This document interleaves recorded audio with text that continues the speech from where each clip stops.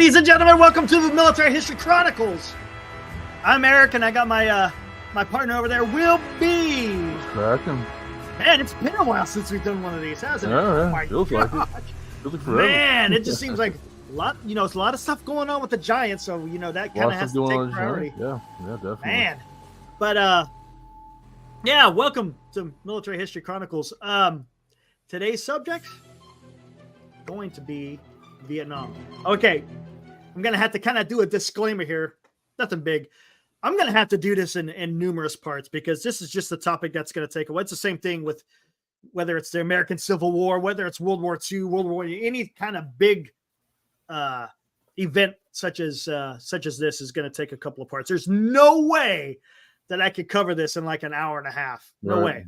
You just can't do it. It's going to be impossible. I mean, they teach classes on just the prehistory of the Vietnam War alone, what led up to it. Exactly. Hey, Babe Rocks, what's up? Thanks for joining. I appreciate it. He says he's studied extensively on the Vietnam War, the battles, the tactics. So, that's awesome. Cool. Right on. We're not going to quite get that deep into the battles and the tactics, but there will definitely be an episode on that because that's a huge part of the Vietnam War, of course, right? Huge part. Mm-hmm. I could kind of just briefly touch. We're on a footing of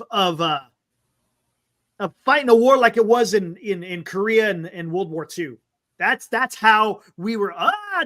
Dinh Bien Phu, Babe Rocks, coming strong with Dinh Bien Phu. Matter of fact, it's funny because there was people in President Eisenhower's cabinet that were advocating the use of nuclear weapons to help the French at Dinh Bien Phu. Yep. So yeah, good knowledge. I like it. Cool. But that's definitely hell. I mean, Dinh Bien Phu could be a show all in itself of what happened there. Oh man. But anyways, like I said, it's gonna take. Like I said, we were on a footing of fighting a war like World War II, and of course the NVA was just a whole different type of warfare, and they knew what to do. No doubt about it. No doubt about it. Also, it's kind of near and dear to my heart. My dad served in Vietnam, 1968, 1969.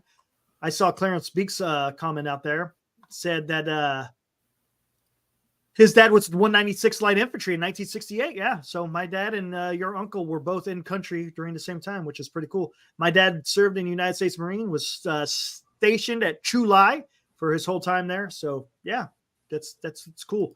I'm Awesome. sure there's a lot of people out there, they're getting older in age too. They're up in their 70s now. Those veterans of Vietnam. So there's still some out there, and I would love to be able to have them in a chat and hear what they have to say as well. Yeah, if my grandfather, if he was still around, he'd have been an old veteran. He was a Korean War veteran before that. He did 3 tours in Vietnam. Nice. Wow. Yeah. Crusty old. I guess P8. the first 2 wasn't just any good enough, huh? No, I guess he had to go back for more, man. Yep. That guy was something else. Today, though, what I'm gonna do is I always do this anytime we talk about these type of topics. There's these Vietnam did not happen in a vacuum. That's kind of, I think that I should just market that, right? For every Pretty much. Civil War didn't happen in a vacuum. World War Right. II didn't happen in a vacuum. Okay, right. Same thing with Vietnam. All right. Soon as Churchill gave his famous the Iron Curtain speech, things started changing as far as who was going to be the United States enemy, and it was kind of the writing was kind of on the wall there, even Right. during World War II. It was going to be the Soviet Union. But where I want to start off today, how many people know about? Well, okay. First off, what was the reason? Does anyone out there have an idea why we got involved in Vietnam? Now, let's not get like into the little stuff here. What was the main thing? What was the biggest reason why we got into Vietnam? See if anyone knows out there in the chat. I just want to see if anyone has an idea of, what was the concept of why the United States got involved in Vietnam. I know it's going to take a little while for people to show up. The French was an issue, but there's something else. Yeah, there's The French got their asses kicked. They got kicked out. Dr. Dilly there's he's on the right track. Dr. Dilly, China. Okay, you're kind of on the right track. He's on the right track. Communism, Val, you're a little bit closer. You're hot. Closer. You're hot. You're hot. There's a certain word that was used during that time. As a matter of fact, it kind of cryptic. You pretty much hit the nail on the head, but what was it called? Here, I'll give you a hint here. There we go. All right. Containment. All right. Anyone know who George Kennan is? Those who know a lot about the domino effect, a little bit of that too, right?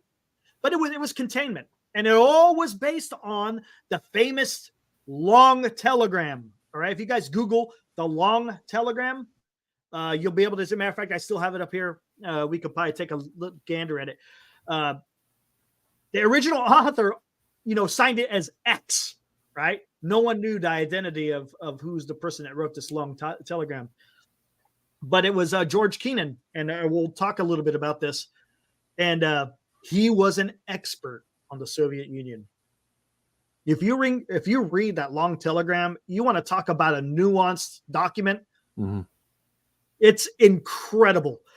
But basically what it did, it set up the United States basically how to confront the Soviet Union during the Cold War.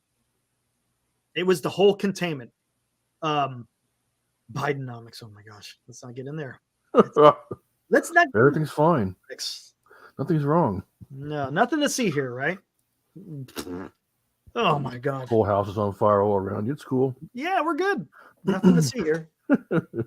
But yeah, containment. So that's the word I was looking for. Here, let's read into this here a little bit. So George F. Kennan, a career Foreign Service officer, he worked for the State Department, formulated a policy of containment, the basic United States strategy for fighting the Cold War. Hey, look at that. I just said that. Imagine that. And I didn't even read it. With the Soviet Union. Kennan's ideas, which became the basis of the Truman administration's foreign policy, first came to public attention in 1947 in the form of an anonymous contribution to the Journal of Foreign Affairs, the so-called X article.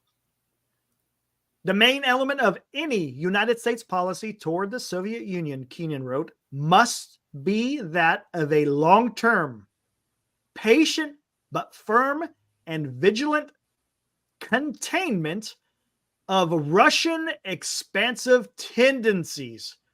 To that end, he called for countering the Soviet pressure against free institutions of the Western world through the adroit and vigilant application of counterforce at a series of constantly shifting geographical and political points, corresponding to the shifts and maneuvers of Soviet policy.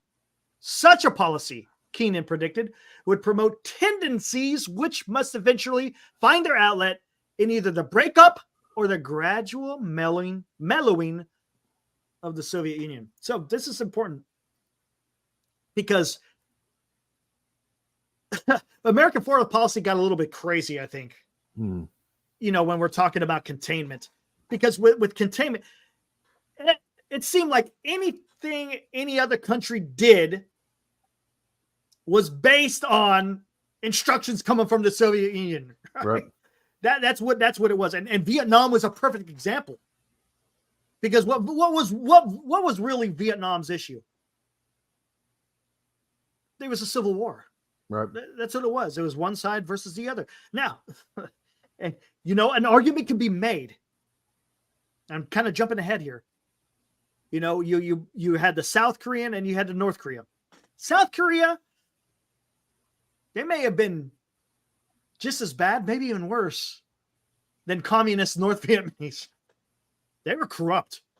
They were very corrupt. What's his name? Diem. President Diem of South Korea.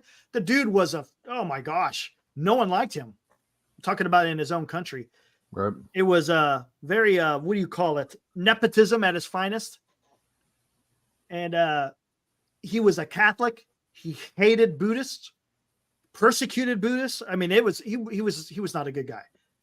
And unfortunately, we put our backing behind him until he wound up meeting his demise in, I think it was 1963, if I'm not mistaken.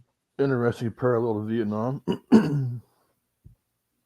just a little bit. Go for it. Oh well, we backed the wrong. Well, Back the wrong person. Yeah. backed the wrong person. The man of the people was Ho Chi Minh. Yeah, and you know that guy. He was a fan of him. He loved America. He was very well Yep. educated. And He would have backed us in a heartbeat. guess where he was in 1919? Guess where he was? He was in. Was he here in the United States or was he in France at that time? He was in Versailles. He was there Yeah, he was good educated. in the Hall of Mirrors, What? just on the outside of the Hall of Mirrors, where they signed the treaty for the Treaty of Versailles, which ended World War One. Well, I just shouldn't say it ended it, but I guess whatever. For all intents and purposes, it ended World War One. So he was there, and yes, matter of fact, he came to the United States to try to get help for his country of Vietnam. Right. He did. And he constantly got rebuked. They didn't want to listen to him. They didn't want to. And then what did he wind up doing? He said, "Screw you guys." I'm going to go become a damn socialist. I'll make this happen on my own with the support of the Chinese government. Absolutely. And to be honest with you, the Soviet Union really did not. Don't get me wrong. They supplied Vietnam with stuff, 100%. but it was primarily through China. And China was the biggest. That also makes the most sense too, because don't forget, Vietnam was a Chinese colony for a long time. Yes, it was also a French colony, which is why Right. the French were there during Dien Bien Phu. And after World War II, because remember, after World War II, if I'm not mistaken, one of the stipulations was people were supposed to give up all their colonies. Yeah. French kind of waited a while, I guess. They did. But That don't apply to us. But the Vietnamese had their own method of getting rid of the French, and they did. They whooped the shit out of them. Oh, they slaughtered them. Oh, they whooped the shit out of them. I mean, And they were calling for our help. And and honestly, that's kind of the involvement of Vietnam actually began in the 1950s, where Eisenhower was helping the French, and we still had people there. And then after every succeeding administration, we got deeper and deeper, and eventually led us to a war that should have happened, shouldn't have happened. It's we do that sometimes on here. I hate having to do that, but as a historian, you just got to deal with what the facts were. It's doing the what if game, and I said this a million times. It's a fun exercise, but it happened, unfortunately. And we paid a price on that one too, big time. Yeah, we did. And it makes me want. Yeah, the Cold War. I mean, I'm telling you, the Cold War is even though it was a Cold War, there was a lot of hot moments. My God! Not just Southeast Asia, but not just Southeast Asia. Exactly. Africa You had Greece. off. Greece. They had a civil war, right, between the socialists and I'm not sure who the other side were, but non-socialists, I guess you could say. Italy was having a civil war too. Italy. You had issues going on between the Soviet Union and China. They almost went to war. In fact, the group that's still the communists that they were fighting back in Italy were still around. They're called the part of the Casa Pound or something like this. What they call themselves. Interesting. That's like the haven for all the commies out there in Italy. And let's not forget Latin America. There was a huge issue going on. Yep. Yes, absolutely. With communism. Okay, how do we go? I mean, yes, it was on the march to an extent, but was it posing as much of a threat as certain people were making it? Just like with the whole Vietnam, it was the domino effect. I saw Babe Rocks talk about that. That was a big thing that they talked about. It just got a little bit out of hand. And, and maybe it filled some narrative that some people had on what was going on. Again, it had to do with the whole containment stuff. But I think they kind of took it a little bit too far. And they really stoked the flames after World War II with the Red Fear and all that stuff. Here we go. Let's go a little bit more into Keenan's letter here. Keenan's policy was controversial from the beginning. Communist columnist Walter Lippmann attacked the X article for failing to differentiate between the vital and peripheral interests. The United States, Keenan's article implied, should face down the Soviet Union and its communist allies wherever they pose the risk of gaining influence, i.e., Korea, Vietnam, Europe. In fact, Keenan advocated defending above all else the world's major centers of industrial power against Soviet expansion: Western Europe, Japan, and the United States. Others criticized Keenan's policy for being too defensive, most notably John Foster Dulles. Declared during the 1952 election campaign that the United States policy should not be containment, but the rollback of the Soviet power and eventual liberation of Eastern Europe. Even within the Truman administration, there was a rift over containment between Keenan and Paul Nitze. I think that's how you say it. Nitze. Keenan's successor as director of policy and planning. Nitze, who saw the Soviet threat primarily in military terms, interpreted Keenan's call for the adroit and vigilant application of counterforce to mean the use of military power. See? It all depends on interpretation and what people think what someone is writing about. That's where things really start getting sideways, right? You put your, when you see adroit and vigilant application of counterforce, does there anywhere in there, does it say anything about military power? Right. It doesn't. But people could assume that that's what it means. Because there's a lot of ways to apply counterforce, and not every single option is military. In contrast, Keenan, who considered the Soviet threat to be primarily political, advocated, above all else, economic assistance, the Marshall Plan, psychological warfare, overt propaganda, and covert operations to counter the spread of the Soviet influence. In 1950, Nitz's conception of containment won out over Keenan's. NSC 68. Oh, that's another one that we could talk about too. That's a very famous document. National Security Council 68. Mm-hmm. A policy document prepared by the National Security Council and signed by Truman called for the drastic expansion of the U.S. military budget. The paper also expanded containment scope beyond the defense of major centers of industrial power to encompass the entire world. In the context of the present polarization of power, it read, "A defeat of free institutions anywhere is a defeat everywhere." You see? So that NSC 68, that kind of put the United States on the footing to become the most powerful. I mean, after World War II, we were the most powerful nation in the world. But right. We were just maintaining that. Basically, wherever the Soviet Union sneezed, we were there at the Kleenex to an extent, and that meant going to these obscure places such as Vietnam. Because people, as they said, if there's any type of defeat in one area, that means it's a victory for them and defeat for us. And that, you couldn't have that, especially during the Cold War. I mean, you think about it, the Cold War, my God, the perfect example, the space race. I mean, it was all about nationalistic accomplishments, to be able to kind of just puff your chest out. Yeah, that's right. I'm the big man on the block. I sent a monkey to the moon. Yeah. They launched the first astronaut. We launched the first monkey into space. Yeah. They were way ahead of us, but go for it. But we did defeat them in the end. Yep. I firmly believe Vietnam War was one huge experiment in advancement of weaponry by the military industrial complex, no different today. Maybe. Yeah. I could kind of see that, Well, the NSC 68 pretty much developed the military industrial complex. It did. That's what it did. 100%. That's exactly what it did. But I think it goes a little bit beyond that.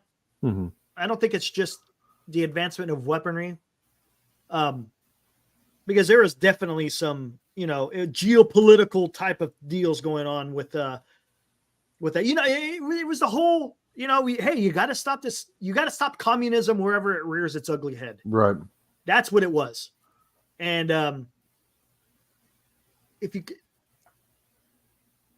the reason why it was so tough for us, there's a couple of things.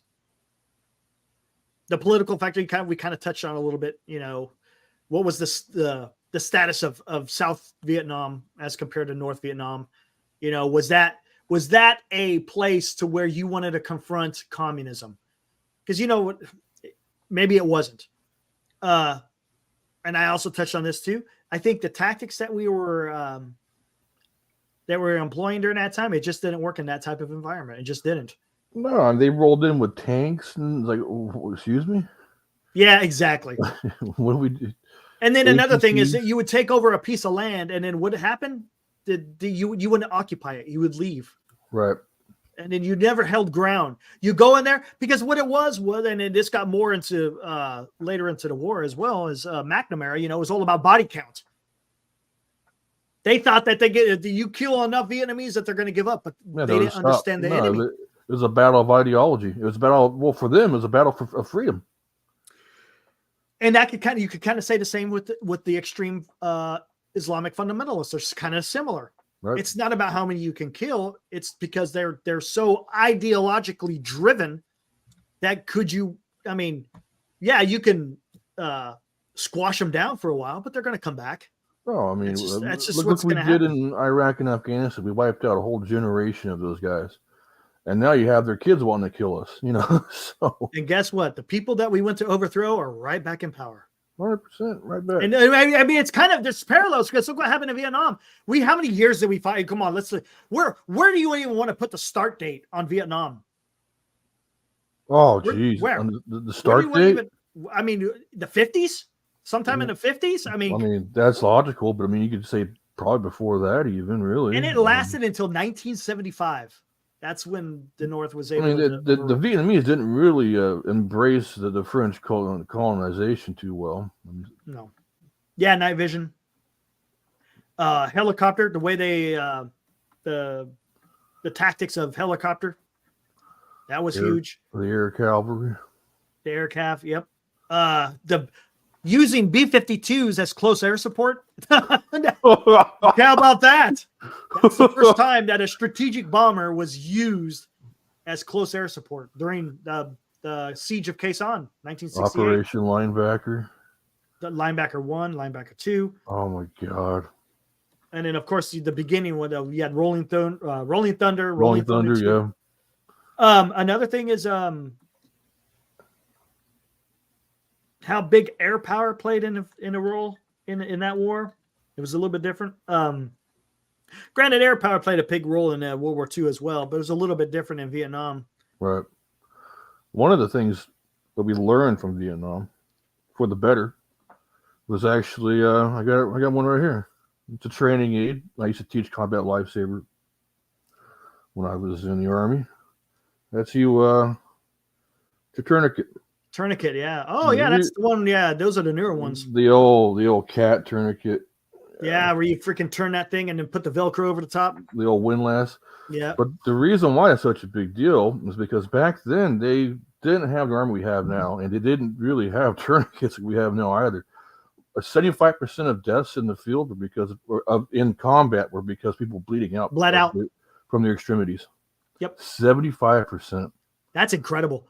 And you know what? And it was pretty pathetic because the way that and I'm kind of touching on what Johnny has to say, the M16 and AR-15, the M16 was the biggest hunk of freaking shit that you could ever give. M16A1 was a piece of garbage. Fucking shit. Garbage. Yeah. And it's heavy as shit too. It sucks.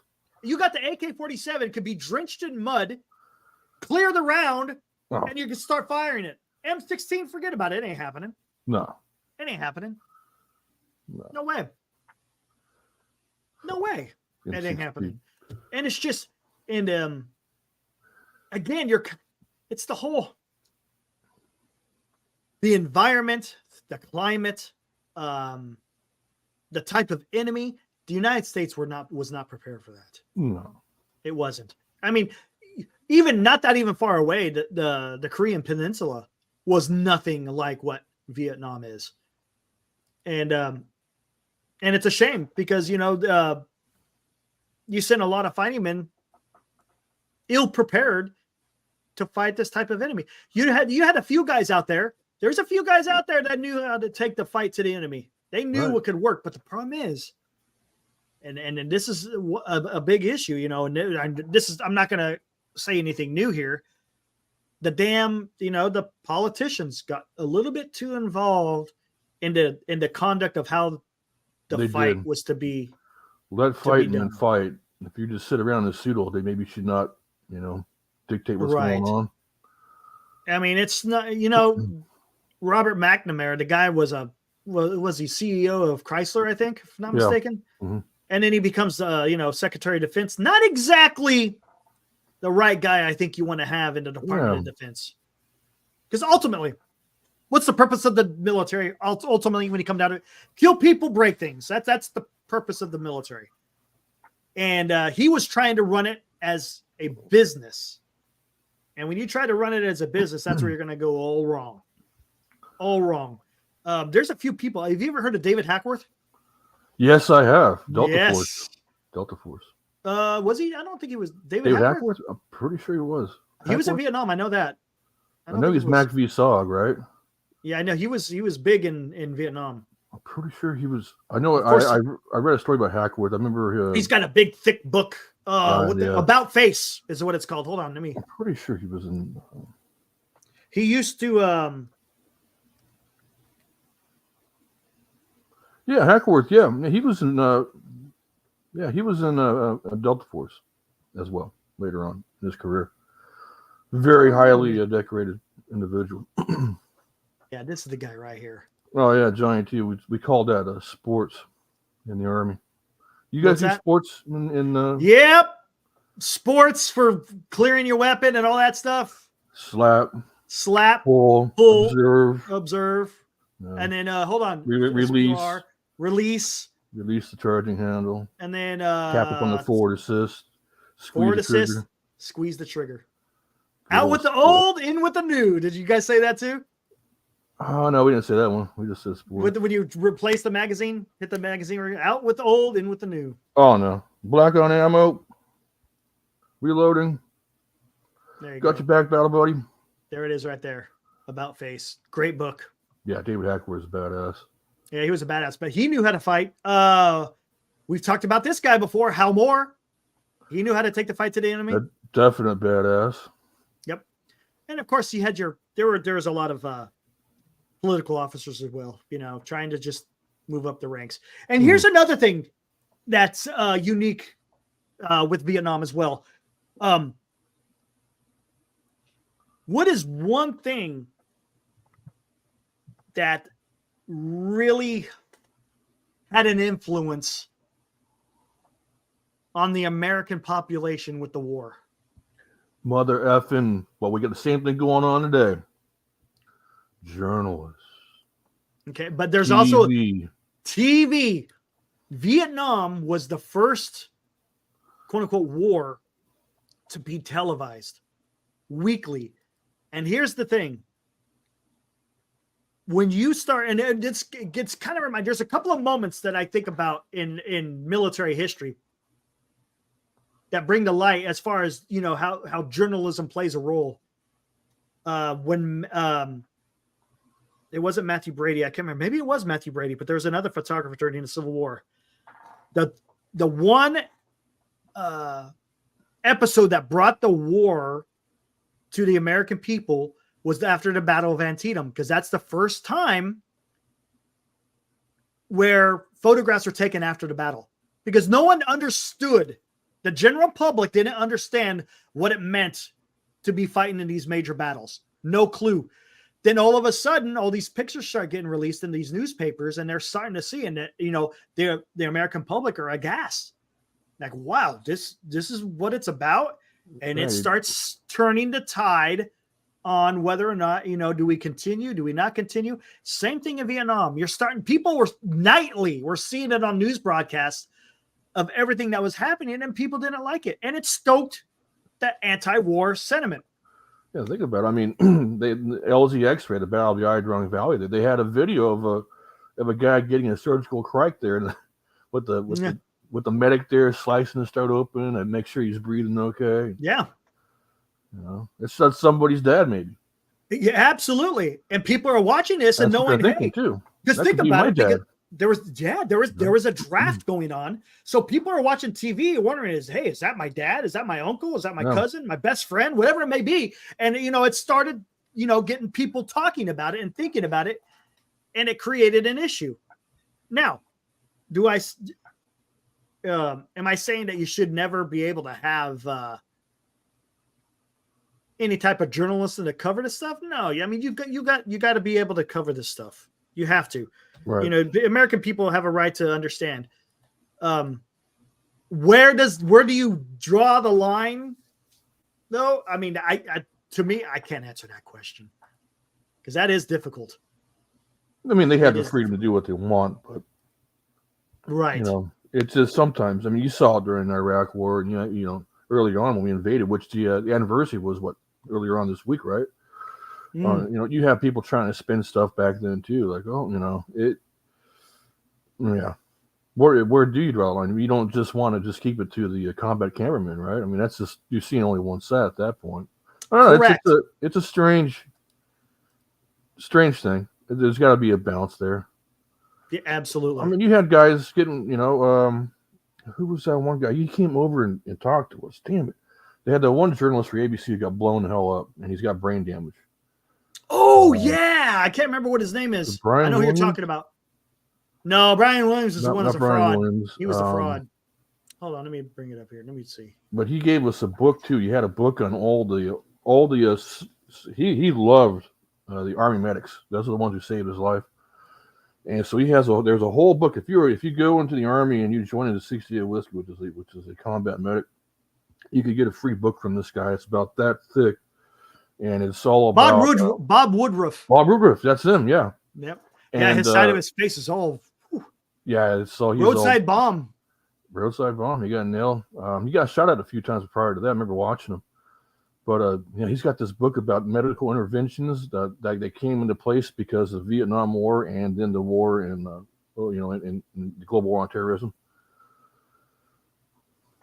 What we got going on? All right.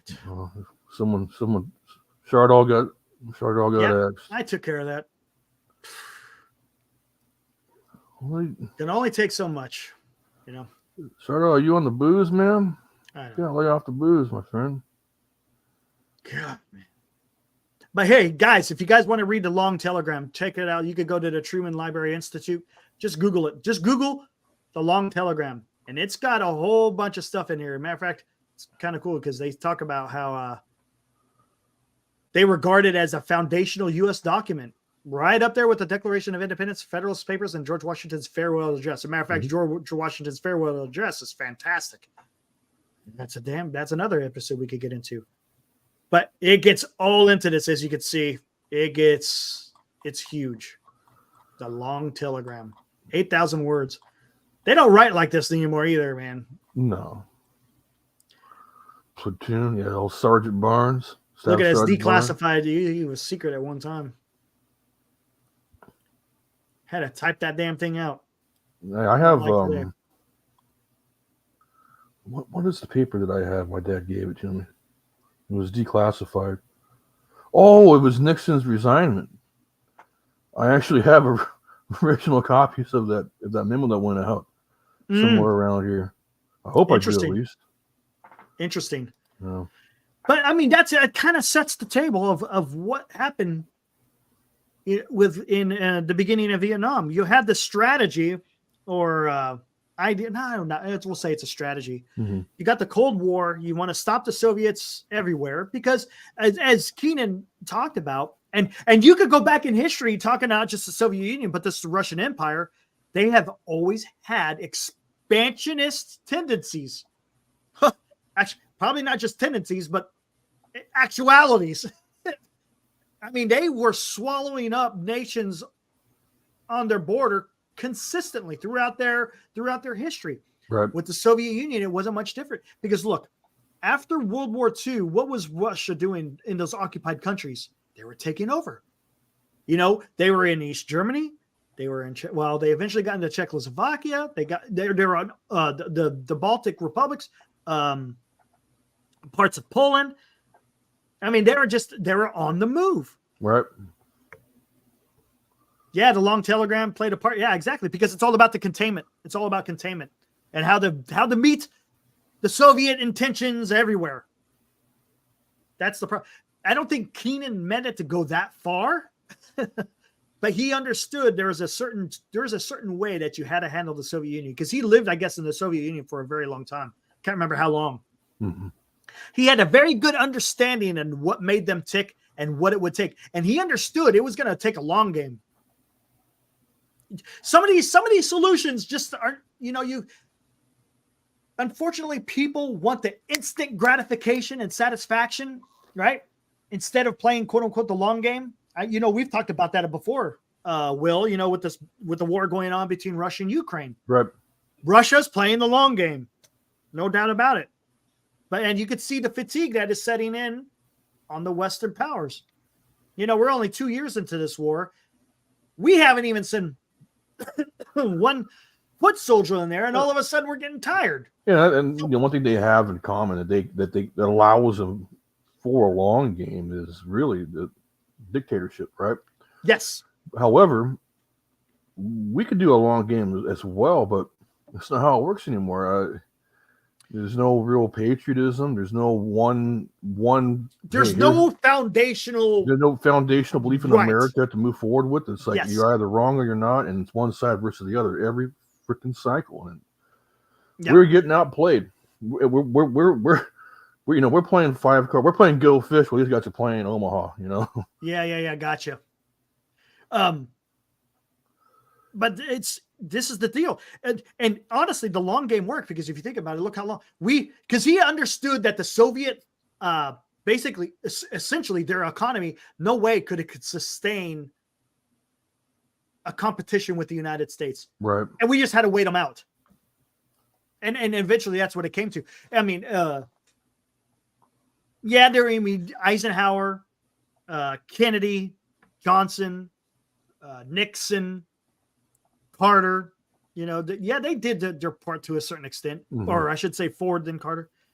But it was Ronald Reagan. He was the one that basically hammered the nail in the coffin for the Soviet Union, because he wasn't playing. He understood. Casualties of war spoke of raping women. Oh yeah. Unfortunately, Rocks, that happens in all wars. I mean, one thing. What's up, Andrew? Good evening, and more morning to you. What's up, Andrew? Good morning, to see you, my friend. Don't apologize to me, Charlotte. I say my thing. This is Eric's. So yeah, just don't get annoying, Charlotte. Come on, dude. Come on. You're all right, man. Just you know what you need to do. One thing about war, it just it brings out the worst in people. Yep. And there is no such thing as quote unquote a good war or anything. It brings out the worst in humanity. And no matter what, I mean, you could name. Oh, I mean, look what Japan did in China. Oh, man. Ooh, well, I shouldn't laugh at that. You know what I'm talking about? Koreans, well, I know very well. Oh my God, what's the name of that city? Oh, Nanking. Yanking, yeah, the rape of Nanking. Did more than that. They enslaved them in the coal mines. They killed about 300,000 in the coal mines alone. And you know what? And that's only talking about the Chinese. Right. They treated the Koreans just as bad. Filipinos. Here's the thing. So we're talking about this. Remember, we talked about, my favorite class in college was bioethics. And one of the things we talked about was war, because at that time, we had, the Afghanistan war was still fairly brand new. And so was the war in Iraq. And this makes a lot of sense. If you can get into your mind to make another human being no longer human, you could dehumanize them and make them into they no longer become a human. They're a thing. They're an it. You could do whatever the hell you want to them at that point. Okay. Oh, you took a Tani. You're crazy, senior. Perfect example though. I called you Los. My God, Will. The way Nazi Germany was able to make the Jews non-human. Right. The way the Russians right now are the way they're treating Ukrainians. The Japanese have a term for it. So the Japanese. The Germans had Untermensch, the Japanese have Bonjin, means savage. So that's how they were treating all the other Southeast Asians and East Asians, that they were just a bunch of its. And it became easy for them to do what they wanted to do. And it had the full support of the population. See, same with Germany. And that doesn't happen overnight. That takes it's concerted effort. Yep. That, yes. Hundreds, it takes generations of programming. Really. That's why I have issues. I'm not going to get into that. I'm not going to get into that one right now. That's a conversation for another day. But Sorrow of War by Bao Din. He's a former NVA. He fought for 10 years in what they call the American War. Yeah, that's right. They call it the American War. Oh, PTSD and Hope. Interesting. I'll have to take a gander at that one. Let's not forget all the Hmongs. And the funny thing is the Americans very rarely faced off against the NVA because they picked and choose. The biggest engagement, if I'm not mistaken, was that 1965, right? The Hell War. That was it. That was pretty much it. And then because they understood, you meet them on the battlefield, the NVA understood that they could not compete. They couldn't win on an equal playing field. There's no way you could beat the United States. With the artillery, the air support, there's no way that you can match toe to toe with the American Army. You couldn't. So it was all about run tactics. They relied heavily on the Viet Cong to infiltrate the South. Right. Yeah, We Were Soldiers was a good movie. In fact, that general was Giap, who was a commander of the Indian forces. Yep. And he said that he says there's no way you could beat them. You have to catch them out there on in the jungles, and that's what they did on their way back when they were leaving X-Ray. That's when they got them the second time, and they really messed them up. Yeah. Yep. That should have been a 2-part movie, I think, because there was more going on there than just X-Ray. They had to exfiltrate the area, and that's when they really got hosed. That's when the real action began. Yeah. Yeah, We Were Soldiers was actually a really good movie. I like that as far as a war movie is concerned. Broken Arrow. Oh my God, dude. Some of these movies I cannot watch. Oh man. I thought it was called Prairie Fire back then. I could have been wrong. Oh, was that the call sign they gave when all hell broke loose? Yeah, the MAC-VSOG when they were getting overrun. Prairie Fire, man. Yeah, when they called that means it's every available aircraft comes in and just your ass over here because we're screwed. Yep. Yeah, we're definitely in some shit, if you will. We're about to be. You know what? I'm going to kind of just stop it there as far as Vietnam is concerned. If you guys have any questions, we could kind of touch on. Like I said, there's no way we just can tackle all of it at once. No, and even to try to summarize it really kind of does. It's so hard. It kind of does injustice, really, because you're missing so many things. Because one thing we didn't talk about was the conflict between what was it, Crown Prince and Ho Chi Minh. Was he the prince or was he a king? I don't remember now. I'm not sure on that. I can't remember now, but either way, the people did not like this guy at all. The monarch that was in charge, the guy was a total asshole. Ho Chi Minh found a way to get in there, and he started sowing the seeds of doubt to go for revolution. Again, so another the guy was an intelligent man. Ho Chi Minh was a freaking awesome dude, man. I mean, it was another thing where we backed the wrong dude. I mean, it's just you know what? We could do the what if game. Mm-hmm. If we actually bombed the shit out of the North, do you think it would have been a different outcome? No, because they left that untouched. They did not hit Hanoi or Haiphong or anything like that. So I mean, the United States were playing with one hand behind their but. The way we were conducting that war was just so awful to begin with. I mean, it wouldn't. I don't think it would have mattered. Our tactics was so off. I mean, one thing we learned from that war that translated to Afghanistan, because Afghanistan does parallel at Vietnam for a lot of reasons. Ooh. One of that is the territory. So instead of attacking point A and then going back home and leaving them to go back and take over that territory again, we would set up OPs or cops or FOBs here and there, and to hold down those areas. There is a story out there. There was a guy, a sniper, an American sniper. I can't remember what. I'm gonna have to figure out where it was. He crawled around in the jungle for I can't remember how long, and was able to assassinate an NVA general. Yeah, that was Carlos Hathcock. I served with his nephew. Did you really? Yeah. Wow. Yeah, old Hathcock. But, heard a lot of cool stories from that guy about his uncle. I bet the dude was a badass. Yeah, he was. And it's unique because there's a lot of special units that were involved. The LRPs, the long range reconnaissance patrols. Mm-hmm. Then you had, of course, the special forces and their different outposts out there that were. I mean, you sent me that link of remember that helicopter transmission with the guys on the ground. That was intense. That was crazy. And did you hear that part where he goes, "Can't talk, he's right next to me. Yeah, they're right on my ass. Can't talk." Yep. Because they were right there, right next to him. Right there. Crazy, man. So I read. If you read a story about that, I'll try to find a story for you. I was trying to find it on professionalsoldiers.com. That's where they have a lot of special forces stuff. And what was happening there was three. So they have a 5-man team.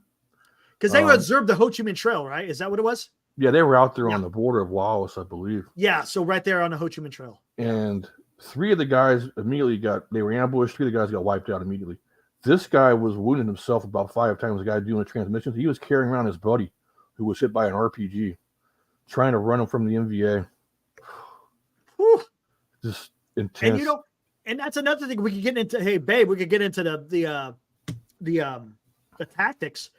Not bombing Laos or Cambodia and leaving them kind of off limits. Like, come on, man. Not going in there. It's like it made no sense the way we try to fight that war, man. Because that's where they were all coming from. Like, it's a disservice to those who served, right? Come on. I mean, in some respect, in Afghanistan. So here's in Afghanistan. So we could talk about this too. These assholes were coming over the border of Pakistan. They weren't in Afghanistan. They were in freaking Pakistan, my friends. Exactly, and it just made no sense. And think about it, because what you do when you're prolonging the war when you're not fighting war like you should. Again, I don't advocate it, but once you start undertaking military operations, you need to have a clear understanding of how to achieve victory and not this prolong. Because what's going to happen? All you're doing is you're sending more men to the meat grinder. What else you're doing? You're creating dysfunction within your military service because you're pissing them off. And your civilian population. And your civilian population too. And then you creates more hate. It creates more. I mean, it's just all around. It's a bad idea. Yeah. Bad idea. I mean, could you imagine what Sun Tzu or what Sherman would say about the Vietnam War? Oh my God. What are you guys doing? You gotta fight or what? You're gonna fight them, or are you just gonna sit there and just play? Exactly. See, guys like that, guys like Sherman or Grant or even Patton, they couldn't survive in that day. Even they're not politicians. In that period, all the way up to now, there's no way they would survive. They'd be gone. No, they've been shown the door a long time ago. No, they're warriors, they're not politicians. Correct. Difference. There is a 100%. difference. 100%. Yep. What else was I going to get into? Oh, did you hear? Kind of fast forward here. Mark Milley. Did you hear his testimony? I want to punch that dude in the face. Did you hear what he said? I didn't hear the next one. I cannot stand that piece of shit. They had no idea how many Americans were left behind in Afghanistan. Oh, you've got to be fucking shitting me. Yep. He actually said that. I believe it. I believe it. Actually said they had no idea how many Americans were left behind. That guy is a total loser. This guy is was the chairman of the Joint Chiefs of Staff, and you don't have any idea how many Americans are being left behind? Total freaking loser. I'm telling you right now, one of the biggest reasons why we're facing the challenges we are today is because of how the Afghanistan withdrawal, Yeah, there you go. whatever, was conducted. Yep. Absolutely just. It's one of the weakest points in American history, if I would hazard to guess. Now look at us. Now we're being held hostage by this little tiny rebel group out there with damn Miami Vice boats, attack boats. The operation started in October. This is March. We're in March, and we're still, and they're still firing missiles and sinking ships. They may have just signed their own death warrant now. They just attacked Israel not too long ago. Earlier today, they attacked Israel. What, with a missile? Yeah. I don't know. Maybe. I don't know. Restrepo. Oh, yeah, hey, Restrepo. I got another good one for you there, Rocks. Go check out, Will knows this one. Retrograde. Go check out Retrograde. That will give you a great example of how that the pullout of Afghanistan affected the region. If you watch the movie Ron Restrepo, you might see my buddy in there. His name was Staff Sergeant Bernard. He was in Battle Company 173. And my other friends were in Chosen Company 173. Yeah, you'll like Retrograde. 173. It's 173. The Airborne Sky Soldier. Yeah. Good old Restrepo's. They make us watch that in medic school these days. Oh, do they? Yeah, I think all the new Army medics know how to watch that. And if you go to what is that place called to do all the training? Camp Bullis. They have this big old wall, and on the wall is all the plaques of every combat medic that was killed in the global war on terrorism.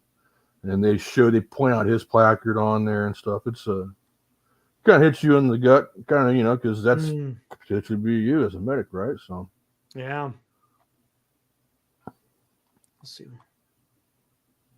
Korengal Valley, yeah. Korengal Valley was a freaking meat grinder. Korengal and the Waygal up north of that, just not too far north of that.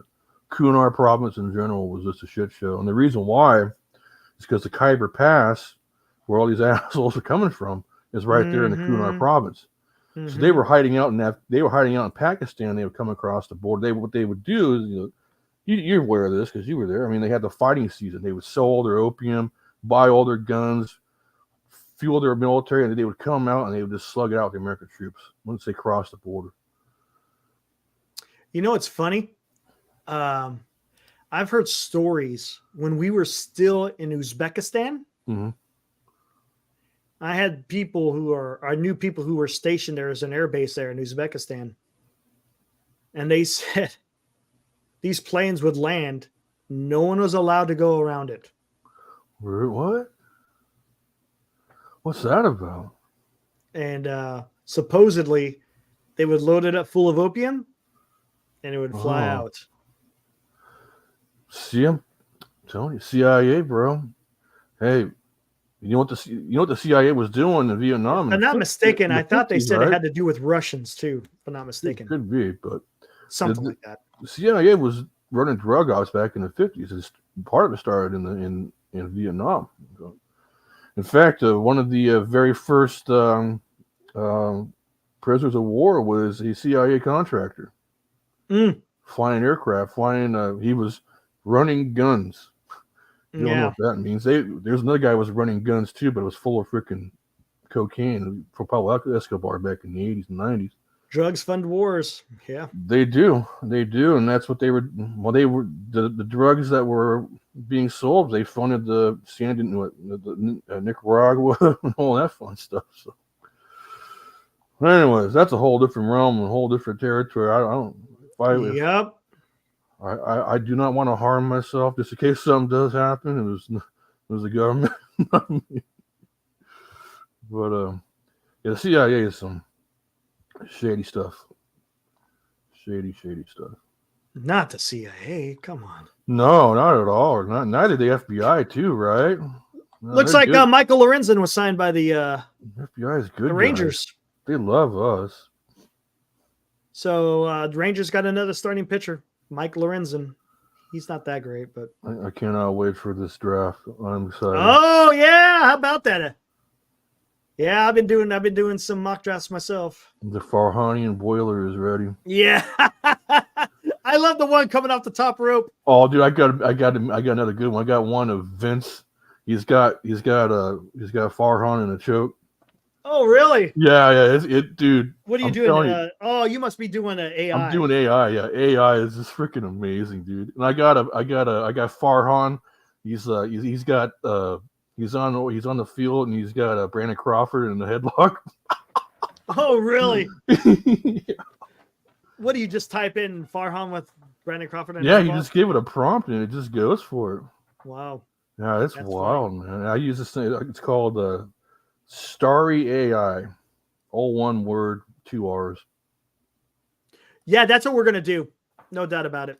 Like you said with the Dien Bien Phu, that could be just, we could just talk about the Battle of Dien Bien Phu. That was pretty intense. Massacre. We could get to I Drank Valley, of course. All the stuff that was happening in the South as well. There was a lot of operations in the South in the Mekong Delta. Mm-hmm. You could talk a lot about that. You could talk about Robin Olds. Guy was a badass. Oh yeah. Guy was a badass. Yeah, he was, man. Yep. Well, he almost got aced out there, didn't he? Or did he make ace there? I thought he made ace there. I think he was a triple ace.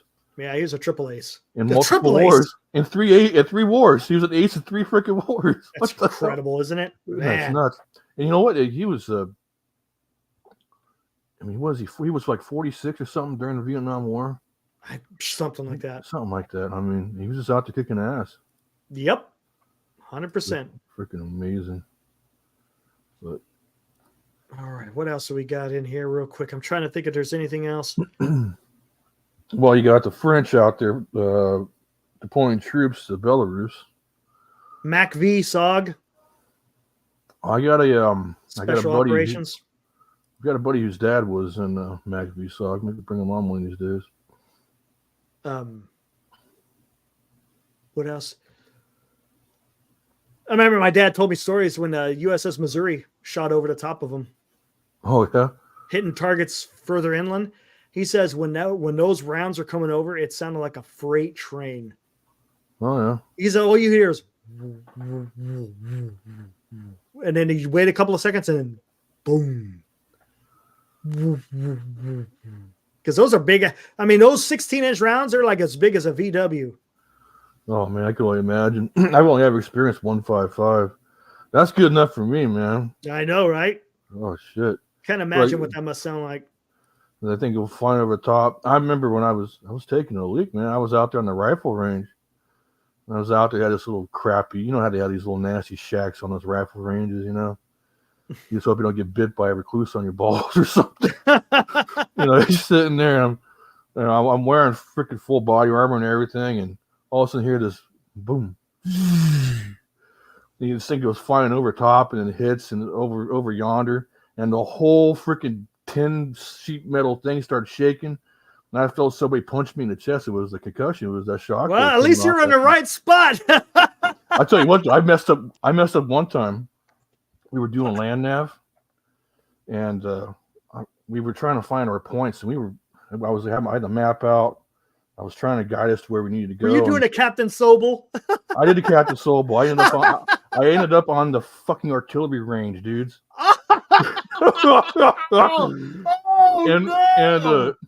Specialist Serpa, his real name is like Serpa Rodon. He was a Puerto Rican guy. He goes, Sergeant, I don't think we were right place. I'm like, no, we're getting the fuck out of here. We're not in the right place at all. We're going back the way we came, man. Holy shit! Get your company on the move. And then they had the cadre out there, and he goes, "Where are you guys going?" Cadre. Trying to find our next point. And he goes, "Well, there's a point about 100 feet away from here if you look hard enough." I look over and it's bright orange. I'm like, how the hell we missed that? That was what we were looking for. We crossed the damn street into the damn artillery. That's so stupid. Anyways, don't have me guide you on land. You end up on a damn artillery range, man. Oh, that's funny. God damn it. That's funny. That was ridiculous. what's going on in Europe? Same stuff. Nothing new. Nothing new. I guess there's a big missile strike in the Kiev today. Someone, there was a report out. I remember reading just before I came on here. Damn. Oh, and I guess it's kind of a foregone conclusion, but it's legit now. It's going to be Biden versus good old Trump again. Oh yeah. Well, hey, this Haiti thing is kind of heating up a little bit.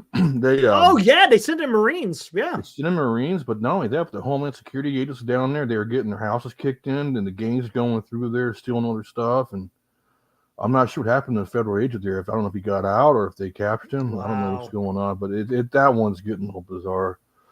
It won't be long before we do some kind of intervention there. I don't think. Oh man, Kings and Generals, they had a great show just come out just recently talking about the Gurkhas. Oh man, I gotta find that story for you. I'll dig it up. Which one? This absolute badass who was left on this observation post. He was a Gurkha by himself, and he wiped out 19 Taliban that went to go attack. Talked about him. Yeah. Did you know he was the grandson of another Gurkha who earned the Victorian Cross during World War II? Yeah, I heard. Yeah, I remember that. Yeah, he was the same. This is a badass of a badass. Yeah, he was the grandson of a badass. Did you ever hear the story of that one guy? He had the same last name as Churchill. I can't remember his name, but anyways, this guy landed on D-Day with the damn Claymore sword, and he brought bagpipes with him. And anyway, so the soldier that wouldn't die or something like that. Yeah, so there was he was fighting off these Germans. I guess I don't know if he was in Italy or something like that, but they thought he was dead, so they stopped attacking. And so he picks up his bagpipes and he plays on there. Oh well, come back again, which is some kind of Scottish. Such a freaking bad dude. Wow. But yeah, these Gurkhas, man. What is their motto? Oh. Something to die or you rather die than be a coward or something like that, man. They got the kukri knife. Oh, yeah. Take your head off. They talked. Matter of fact, they talked about the guy in Afghanistan. He said at the end he grabbed the tripod off his machine gun and he started beating the guy to death with it. Yeah. Yep. And took him on. That's such hardcore, man. They started off the show with, I guess, back in 2010, there was a Gurkha on a train, and I guess some bandits came on, and I guess they started assaulting a wife. So he's like, all right, or not his wife. They started assaulting a woman, and he took matters in his hand and took out 3 of them. That's the guys, man. That's how they earn their citizenship with Great Britain, is they serve in the military and they get their citizenship. And well, yeah, it was an interesting story. It was a nice. They always do a good job on Kings and Generals, but yeah, those guys. Woo. Oh, man. You want to talk about? They said they rivaled Spartans. Basically, that's the type of fighting men that they are. Incredible. Yeah, I wouldn't mind getting into some of the old OSS stuff too. Those guys are pretty hardcore. Yeah, good old what's his name? Wild Bill. What the hell was his name? Freaking speeding around here. The guy who started OSS. Wild Bill somebody. Oh shit. Man, now I gotta Google it. Dang it. Even the Germans had their own version there called the Brandenburgers. They were pretty hardcore too. Come on. Where is he at? Wild Bill. There it is. Wild Bill Donovan. That's who it was. Wild Bill. William With a name like that, you better be hardcore. Yeah, I know. Exactly. Here, let me fire up this music here. Get ready to close it down here. Trying to think.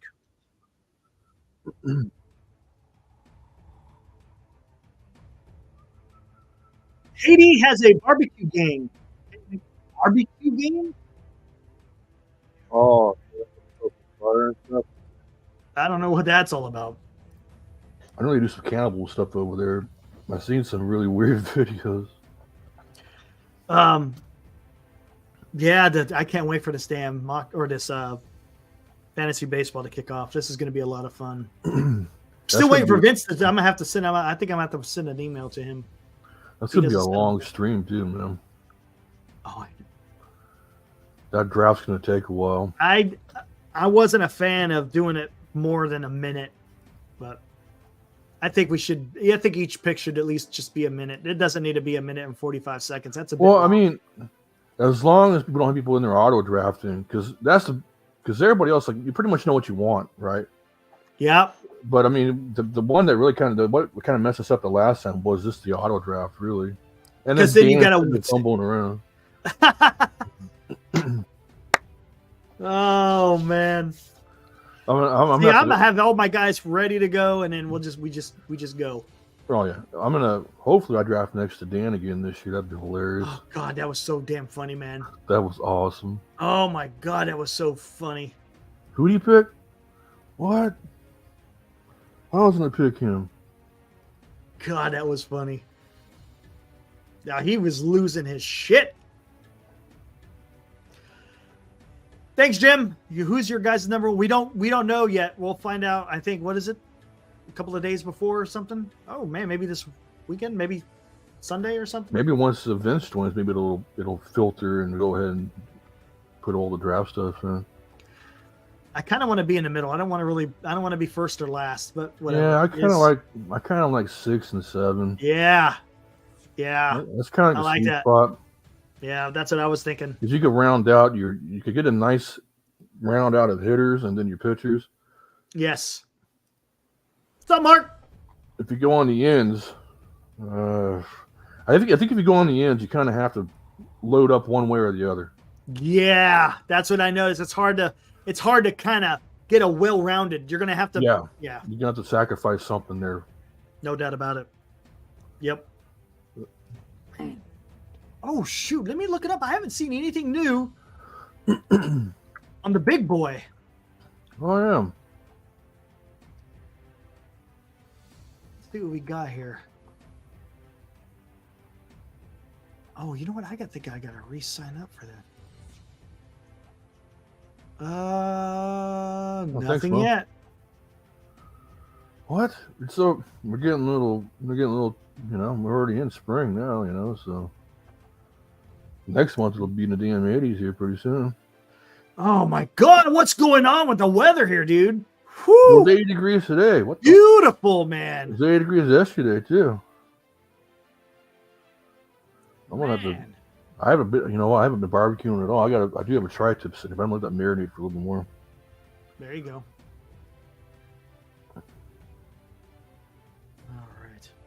All right. Thanks, Mo. Appreciate it. All right, guys. Catch me on maybe middle of the week next week as well. You're going to get ready to move here soon, right? Yeah, I'll be out of here around the last week of April. Oh, the last week of April. Okay, cool. Yeah, Cool. Yeah, Mark, I'll be down there last week of April. Take it easy, Rux. Gonna make Thanks that for joining, drive. man. I appreciate it.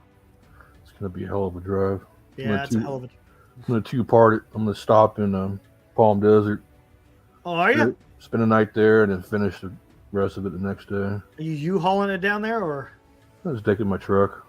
Oh, okay. Cool. Cool. No weekend show this weekend. I got to get ready for this the draft. There's gonna be draft preparation going on. I got to make sure everyone's all good to go. If we have to find some last minute people, we may have to do that. We'll see. We'll see how that works out. You and me Hopefully both, Johnny. I might watch it. I don't know if hopefully I'm not too much pain. Yeah. Oh, every once in a while I feel like it's right there, and I'm like, just go. Just go. Come on. What do I gotta do? I got a Boomhauer. Let's go ride a freaking John Deere tractor around. You gotta go do some fucking deep squats or something. I mean, what I gotta go for a run? I mean, what's going on here? Oh man, that's funny. Sauerkraut? I don't know what I gotta do. God damn it. Anyways, let's get the hell out of here. Yeah, let's get out of here. All right, Will, thanks for joining. Guys, man. We'll see you in the next one. I don't know what the next subject will be. It's going to be to be determined. We'll go there. Maybe I'll go back to some Civil War, man. You know how I love my Civil War stuff. Civil War is always We'll fun. see. Absolutely. All right, Will, have a good one, man. Yeah, man. Take it easy, guys. Until the next one. Peace. See ya. Peace.